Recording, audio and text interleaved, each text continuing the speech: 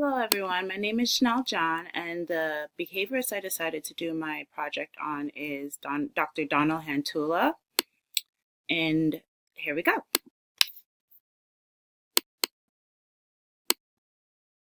This is a photo of Dr. Hantula, and I'm going to go over a little bit about his background. So, Dr. Hantula received his bachelor's degree from Emory University. He later received his master's and PhD at the University of Notre Dame. Dr. Hantula was recognized on October of 2011 for extraordinary service and recipient of the Awards of Service at the McNair Scholarship Program. He's also given numerous different addresses. Dr. Hantula has contributed to the ABA community. He is the executive editor of the Journal of Psychology, and he also plays a vital role in the organization behavior and evolutionary behavioral economics.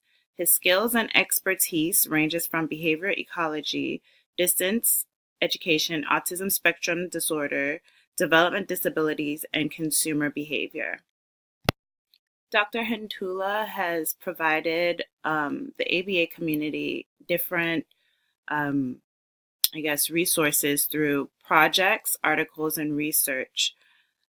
ResearchGate has documented over 107 different areas of research that Dr. Hantula has completed within his profile.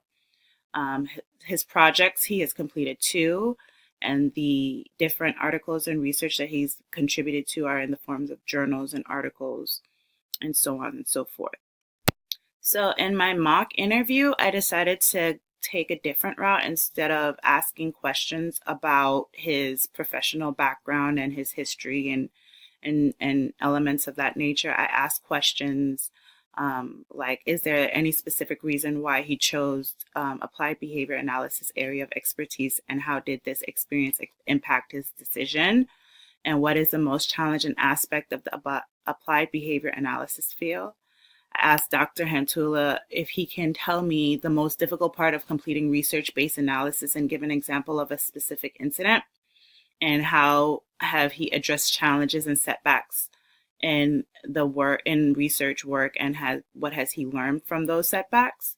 And the last question that I ask is, does he have any advice or recommendations for upcoming ABA professionals that was resourceful for him? I decided to go outside of the professional realm just because I thought it would have been beneficial for people that are upcoming professionals to know the different, difficulties and the different elements that he may have experienced. So in this section, the significance to applied behavior analysis, Dr. Hantula's research covers a wide range of topics. His research ranges from organizational, social, and development. Within these categories, Dr. Hantula covers significant issues such as autism spectrum disorder, elements of drug treatment and interactive financial analysis, performance management in the workplace, Darwinian evolutions and environmentalist perspectives of communication, electronically, and other topics of relevant research. Dr. Hantula research is important to the ABA community because it provides reliable and empirical evidence in the significant issues within society. 2 of Dr. Hantula's research that I reviewed, one of which was in my annotated bibliography, and the other one is called Inherently Irrational, and it's a computer model of escalation of commitment as a Bayesian. This research sought to discover and understand human investment rates. And I thought that this was important because it goes outside of just behavior, and it uses different elements of technology within the research. And the other research that Dr. Hantula completed was augmented assistive technology. And